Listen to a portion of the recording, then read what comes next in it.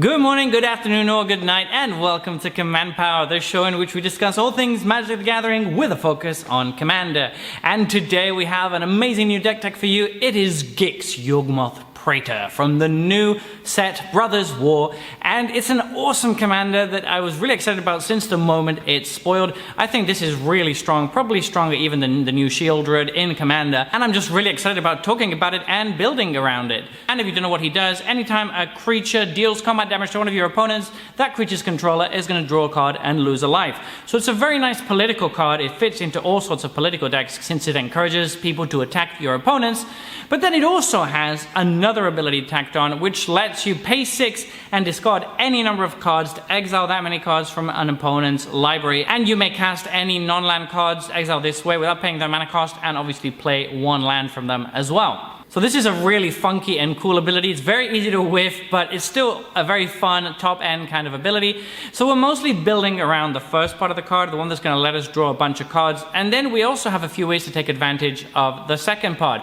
So without further ado, let's get started. And we're starting off with Abhorrent Overlord. Seeing as we're in mono black, this is going to create a bunch of evasive tokens, and it's very good as a top end. Those tokens can then all deal combat damage to our opponents, presumably if they have no flyers, and draw us a bunch of cards. Basilica Screecher is a card that you would not normally see in Commander, but it's pretty good in this deck. Extort is very good in the deck since we're losing quite a bit of life from all the card draw. We want to be able to gain that life back up. Extort gains us 3 life a pop, which is pretty solid. It's also particularly good in this deck because most of our stuff is very, very cheap, so we're probably going to have mana left over to extort.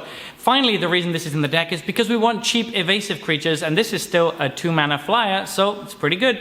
Battlefly Swarm is another card you don't expect to see in Commander, but it's a 1 mana evasive creature that can even trade with something big later on in the game, so it kind of fits everything we want in this deck. We want to drop a creature on turn 1, 1 or 2 creatures on turn 2, and then Gix on turn 3 so that we can draw a bunch of cards very early on. Prayer of Silence is a good evasive creature that also has a kicker on it that basically makes our opponent sacrifice a creature, so that's a nice combination of things to have. Bone Miser is there to work with our second ability. It can be really explosive. We can get to refill our hand, create a bunch of 2/2 tokens by upgrading all these rubbish creatures that we're discarding, and we still get the ability of playing all of our opponent's cards for free. Changeling Outcast is one of the best ways to start off in this deck. Containment Construct is there to also work with the second ability. We can discard stuff and then play it, which means that we're not necessarily losing it. It also works really well with Bone Miser since we're going to get 2 mana for each land we discard. We can use that mana to pay for the cards that we're discarding. Cryptghast is very good in any mono black deck. It gives us Extort, which, as we mentioned, is very valuable in this deck.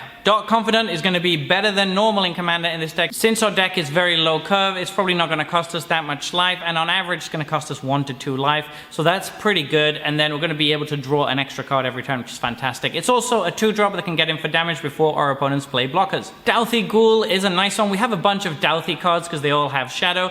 This one is going to get in for 1 damage. We don't really care about the damage that much, we just want to draw cards with Gix. But later on in the game, if our other Shadow creatures start dying, it might get bigger, so it's a nice little cherry on top. Douthie Horror has one of the most irrelevant second abilities in Magic. It has Shadow, which makes it close to unblockable, and then it can't be blocked by white creatures, which of course is a massive counter to all of those decks playing white Shadow creatures. But anyway, it's still a pretty good evasive creature. Douthie Slayer is pretty nice. It gives us 2 pips of devotion, can't be blocked, and it has to attack each turn if able. Oh no, what a downside! Douthie Voidwalker is one of the best cards in Commander, and it's fantastic in this deck because usually we just play it for the set of abilities and the graveyard hate, but in this deck it can also chip in for 3 damage every turn, which we really, really want. Just very, very solid card. Douthie Warlord is usually going to be a 1/1, but occasionally it could be a 2 or even a 3/1, so it's pretty good, again, as an evasive creature. Defiler of Flesh is fantastic in this deck. Since we have so many creatures that cost 1 or 2 mana, we're often going to be able to play them for really, really cheap or even for free, and then every time we do, it's going to make our other creatures harder to block, which is going to be awesome because we definitely want to be getting in for damage. This is just an all-star in this deck. Erebos, God of the Dead, is amazing for preventing our opponents to gain back the life they lose after drawing cards from Gix. We can also dump our extra mana into it to draw cards ourselves, which we can then discard to Gix's second ability, so it works very well in the deck. Gifted Aetherborn is going to let us gain some of that life back that we've been losing, and it's also a nice body with Death Touch as well, which makes people not very eager to block it. Gingerbrute is very cute, and it's also a good evasive threat. If you have the extra 1 mana to pump into it, it's going to make it very hard to be blocked. Grey Merchant of Asphodel is incredibly boring, but we have to finish the game somehow, and this is a very good way to do so. And particularly in this deck, we need the life, so it's pretty good. Crick, son of Yawgmoth, is basically going to do what Defiler of Flesh does, except better. It's good to have a little bit of redundancy in that slot, and it just grows very big if it's not immediately dealt with. Kitesail Freebooter is a nice evasive threat that's also going to disrupt our opponents a little bit. We can take out a board wipe from their hand and make it so that they can't really deal with our board of little creatures. It's just a very nice card in the deck. Mogus's Marauder is really solid. It's going to make all of our board basically unable to be blocked except by creatures that share a color with it.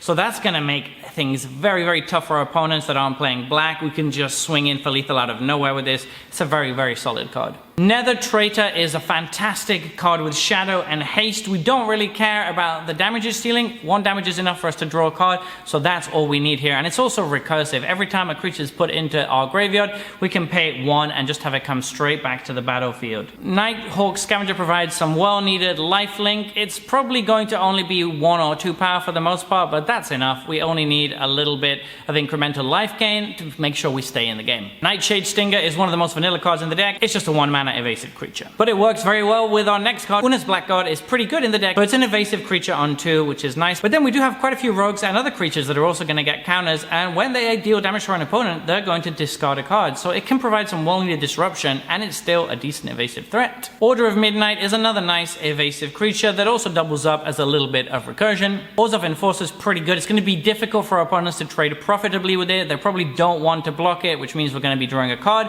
And if they do block it, we're going to get an evasive creature. So it's kind of win-win for us. Pontiff of Blight is going to be fantastic by letting us dump all of that extra mana into extorting our opponents and gaining a ton of life and dealing a ton of extra damage. Shadow Alley Denizen, similar to Mogus's Marauder, is going to make it very difficult for our opponents to block. Every time a black creature comes into play, we're going to be able to give Intimidate to one of our creatures, which is just going to guarantee that the damage keeps coming in and we keep drawing those cards. Shakedown Heavy is a great body for 3 mana, and it's a way to get some more card advantage, and our opponents might not even want to tap it down sometimes, in which case they're just taking 6 and we're still drawing a card. We're going to draw a card whether they tap it down or not, basically, which is great. Shieldred of the Apocalypse is fantastic in this deck because we're going to drop it, and then with Gix out, we're going to be gaining a bunch of life, and all our opponents are going to be losing life when they draw cards.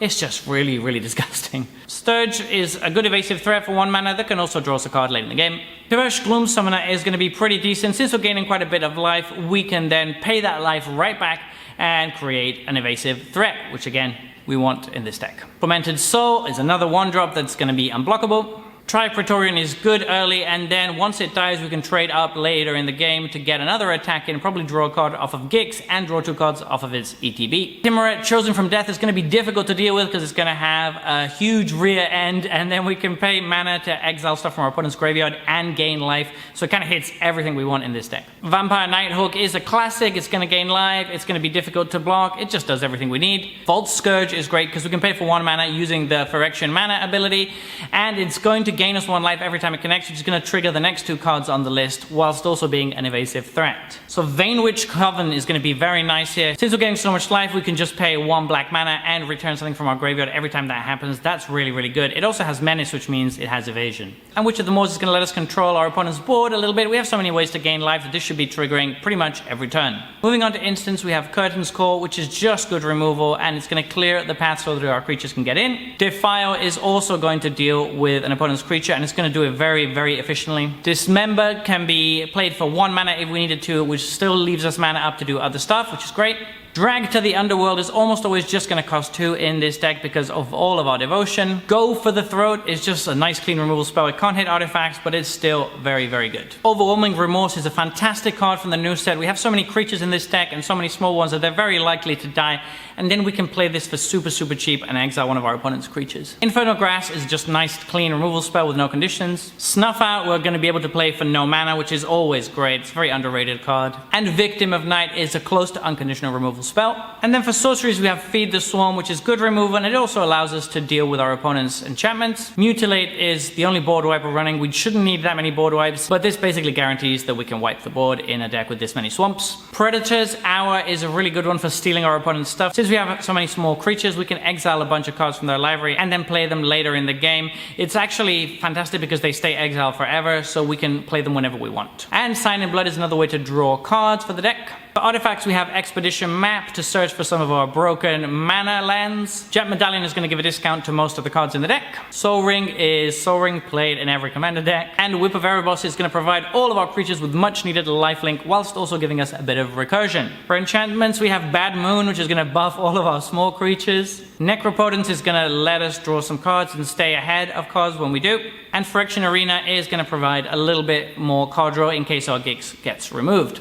And for lands, we're running Cabal Coffers and Cabal Stronghold. And then we're also going to be running Urborg, Tomb of Yawgmoth, which is very on flavor as well. Additionally, we're going to be running Bojuka Bog, which is going to let us deal with our opponent's graveyards. We're also going to be running War Room, which is going to give us a little bit more redundancy when we need to draw cards. And we're going to run Strip Mine to deal with our opponent's problem lands. So there you have it. This is our Gix Yawgmoth Praetor deck tech. What do you think about this one? Are you as excited about this political commander as I am? Please let me know in the comment section below. I read all comments and respond to all of them too. And if you enjoyed this video, don't forget to click like or subscribe. It really helps the channel since we're growing right now. And until next time, take care.